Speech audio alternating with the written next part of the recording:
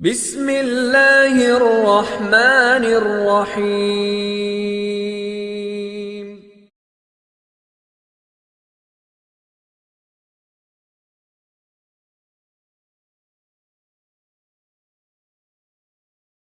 السلام عليكم ورحمة الله وبركاته. إن الحمد لله نحمده ونستعينه ونستغفره ونعوذ بالله من شرور أنفسنا ومن سيئات أعمالنا. من يهده الله فلا مضل له ومن يضلل فلا هادي له. أشهد أن لا إله إلا الله وأشهد أن محمدا عبده ورسوله. أما بعد. يا أيها الناس اتقوا ربكم الذي خلقكم من نفس واحدة وخلق منها زوجها وبث منهما رجالا كثيرا ونساء واتقوا الله الذي تساءلون به والأرحام إن الله كان عليكم رقيبا. வார்த்தைகளில் சிறந்த வார்த்தை அல்லாஹுடைய வார்த்தை என்றும் வழிகாட்டுதலில் சிறந்த வழிகாட்டி முஹம்மது நபி ஸல்லல்லாஹு அலைஹி வஸல்லம் அவர்களின் வழிகாட்டுதல் என்றும் மார்க்கத்தில் புதிதாக உருவாக்கப்படுபவை அனைத்தும் பிதாத், ஒவ்வொரு பிதாத்தும் வழிகேடு, ஒவ்வொரு வழிகேடும் நாளை நரகில் கொண்டு போய் சேர்க்கும் என்று முஹம்மது நபி ஸல்லல்லாஹு அலைஹி வஸல்லம் அவர்கள் ஒவ்வொரு உரையிலும் அச்சமூட்டி எச்சரித்ததை உங்கள் முன் நான் நினைவூட்டுகிறேன்.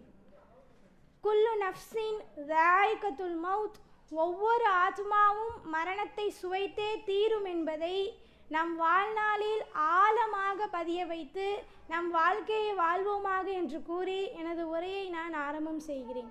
அல்ஹம்துலில்லாஹ்.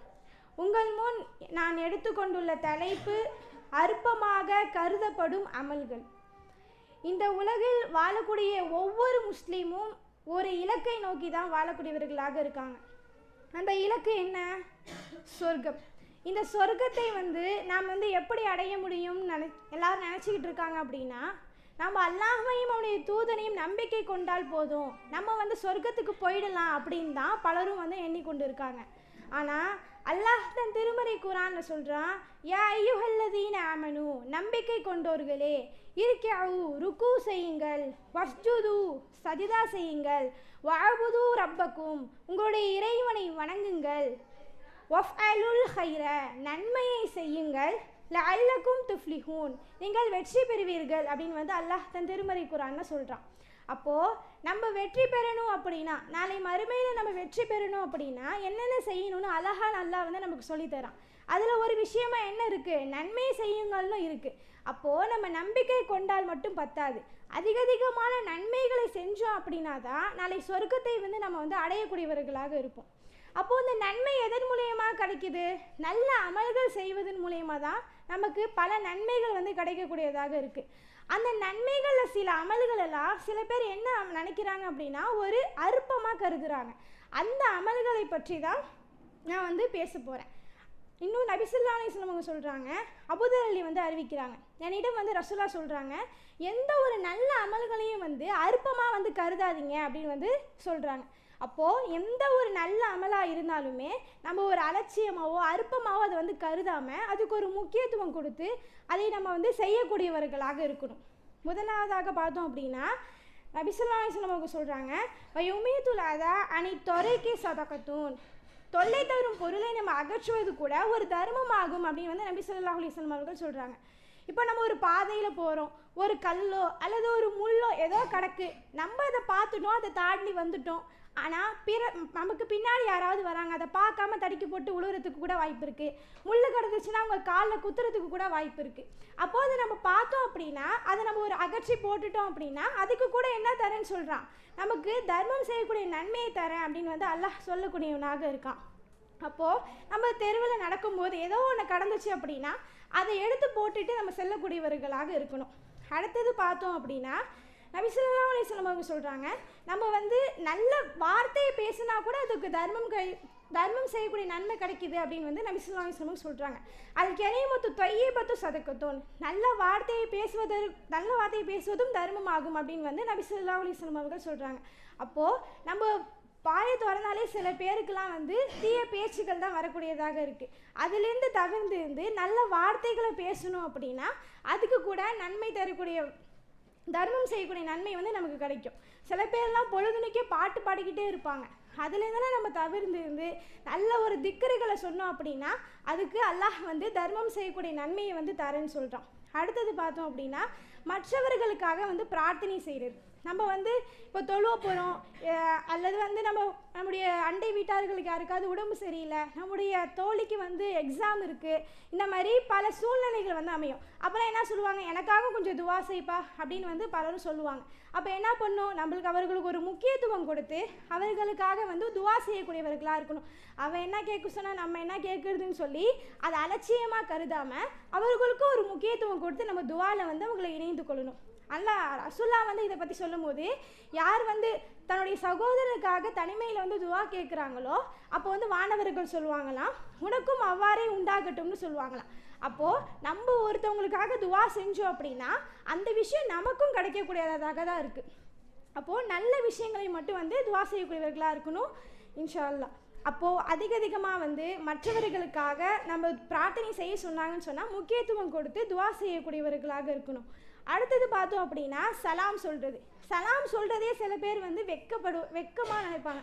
எப்படா சலாம் சொல்கிறது? சில பேர் வந்து அறிஞ்சவங்களுக்கு கூட சலாம் சொல்லிடுவாங்க. ஆனால் நம்முடைய மார்க்கம் என்ன சொல்லுது, அறிந்தவருக்கும் அறியாதவருக்கும் சலாம் சொல்லுங்கள் அப்படின்னு வந்து ரசூலுல்லாஹ் வந்து சொல்கிறாங்க. இது வந்து இஸ்லாத்தில் சிறந்தது அப்படின்னு நபி ஸல்லல்லாஹு அலைஹி வஸல்லம் அவர்கள் சொல்கிறாங்க. அப்போ நிறைய பேர் வந்து தெரிஞ்சவங்களுக்கு சொல்லிடுவாங்க, தெரியாதவர்களுக்கு சொல்லுவாங்கன்னு கேட்டால் அது ஒரு கேள்விக்குறி தான். இப்போ நம்ம தெருவிலே போகிறோம், ஒரு 2 முஸ்லீமான பெண்கள் நடந்து வந்துட்டு இருக்காங்கன்னு சொன்னால் நம்ம சலாம் சொல்லுமான்னு கேட்டால் அது ஒரு கேள்விக்குறியாக தான் இருக்குது. அப்போது நம்ம யாராவது வந்தாங்க அப்படின்னா தெரிஞ்சவங்க தெரியாதவங்க யாராக இருந்தாலுமே நம்ம சலாம் சொல்வதன் மூலமாகவே நமக்கு வந்து நன்மை கிடைக்கக்கூடியதாக இருக்குது. அஸ்ஸலாமு அலைக்கும்னு சொன்னால் 10 நன்மை கிடைக்கிது.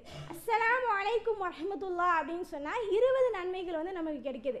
அஸ்ஸலாமு அலைக்கும் வரஹ்மத்துல்லாஹி வபரகாத்துஹுன்னு சொன்னால் 30 நன்மை வந்து கிடைக்கக்கூடியதாக இருக்குது.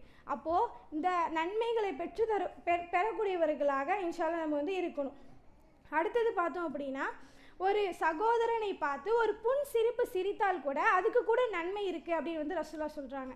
இப்போ நமக்கு யாருன்னே தெரியாது, நம்மளோ டக்குன்னு பார்க்குறாங்க அப்படின்னா ஒரு லைட்டாக ஒரு சிரிப்பு சிரித்தோம் அப்படின்னா அதுக்கு கூட ஒரு நன்மை கிடைக்கிது அப்படின்னு வந்து நபி ஸல்லல்லாஹு அலைஹி வஸல்லம் அவர்கள் சொல்கிறாங்க. இப்படி அதிகமான சிறு அமல்களில் கூட அதிகமான நன்மைகள் வந்து இருக்க தான் செய்யுது. ஆனால் அதில் நிறைய பேர் என்ன செய்கிறாங்கன்னா அதை அற்பமாக கருதி அதை செய்யாமல் விட்டுடுறாங்க. அதிகமாக அதை வந்து செய்கிறதுக்கு வந்து முயற்சி செய்யக்கூடியவர்களாக இருக்கணும். ஆனால் அல்லாஹ் தன் திருமறை குர்ஆனில் சொல்கிறான், இதுஃபா பில்லதி அஹ்ஸனு ஸய்யிஅத்துன், நல்லதை கொண்டு கெடுதலை தடுப்பீராக அப்படின்னு சொல்கிறான். அப்போது சின்ன நல்ல விஷயங்களை செஞ்சு நம்ம கெட்ட விஷயங்களை வந்து தடுத்து கொள்ளக்கூடியவர்களாக இருக்கணும். அடுத்தது பார்த்தோம் அப்படின்னா லுஹா தொழுகை. இந்த லுஹா தொழுகை என்பது எவ்வளவு சிறப்புமிக்கதாக இருக்குது அப்படின்னா நபி ஸல்லல்லாஹு அலைஹி வஸல்லம் அவங்க சொல்கிறாங்க, ஒரு அடியான் வந்து ஒவ்வொரு காலையிலும் வந்து தன்னுடைய மூட்டுகளுக்கு வந்து தர்மம் செய்வது வந்து கடமையாகும் அப்படின்னு சொல்கிறாங்க. அப்போது ஒவ்வொரு முஸ்லீமுக்கும் எத்தனை மூட்டுகள் இருக்குது, தன்னுடைய மனித உடலில் எத்தனை மூட்டுகள் இருக்குது அப்படின்னா 360 மூட்டுகள் வந்து இருக்கக்கூடியதாக இருக்குது. அப்போது அந்த ஒவ்வொரு மூட்டுக்கும் நம்ம தர்மம் செய்கிற நன்மை வந்து எதன் மூலியம் கிடைக்கிது அப்படின்னா இந்த லுஹா தொழுகையின் மூலம் கிடைக்கிது.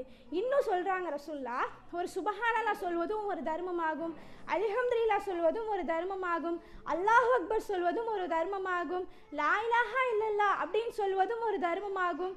இப்படி எல்லாத்தையும் சொல்லிட்டு இது எல்லாத்துக்கும் ஈடாக ஒரு 2 ரக்காத் லுஹா தொழுதிங்க அப்படின்னா அதன் மூலயமா இந்த நன்மையை வந்து நீங்கள் பெற்றுக்கொள்ளலாம் அப்படின்னு சொல்கிறாங்க. இப்போது பட்டியலிட்டு இந்த லுஹா தொழுகையான நன்மை வந்து இருக்குது. இவ்வளவு நன்மைகளை வந்து நம்ம என்ன செஞ்சிடறோம், அலட்சியமாக அதை விடக்கூடியவர்களாக இருக்கும். அப்போது இனி வரக்கூடிய காலகட்டத்தில் அதிகமாக வந்து சிறு சிறு அமல்களையும் அதிகமாக செய்யக்கூடியவர்களாக இருக்கணும். இன்னும் சுபஹான் அல்லாஹி வபிஹம்திஹி அப்படின்னு 100 முறை யார் ஒரு நாளைக்கு 100 முறை யார் சொல்கிறாங்களோ அவருடைய கடல் நுரை அளவுக்கு பாவம் இருந்தாலும் வந்து அது மன்னிக்கப்படும் அப்படின்னு வந்து நபி ஸல்லல்லாஹு அலைஹி வஸல்லம் அவர்கள் வந்து சொல்கிறாங்க.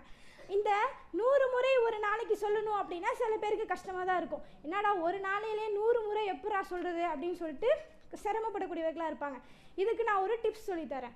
ஒவ்வொரு வக்திலையும் சுபஹான் அல்லாஹ் அல்ஹம்துலில்லாஹ் அல்லாஹு அக்பர் நம்ம தஸ்பீஹ் செய்வோமா, அதோடு சேர்த்து ஒரு சுபஹான் அல்லாஹி வபிஹம்திஹி அப்படிங்கிற ஒரு வார்த்தையுமே ஒரு 33 தடவை சொல்லிட்டோம் அப்படின்னா 3 வக்திலேயே 93 தடவை வந்துடும். இன்னும் ஒன்று எக்ஸ்ட்ரா சொல்லிட்டோம் அப்படின்னா 100 தடவை வந்துடும். அப்போது ஈஸியாக நம்ம வந்து இதை ஆக்கி நம்ம அதிகமாக வந்து சொல்லக்கூடியவர்களாக இருந்து ஈருலகிலும் வெற்றி பெறும் நன்மக்களாக வல்ல ரஹ்மான் ஆக்கி அருள் புரிவனாக. வாஹிதவனா அல்ஹம்துலில்லாஹி ரப்பில் ஆலமீன். அஸ்ஸலாமு அலைக்கும் வரஹ்மத்துல்லாஹி வபரகாத்துஹு.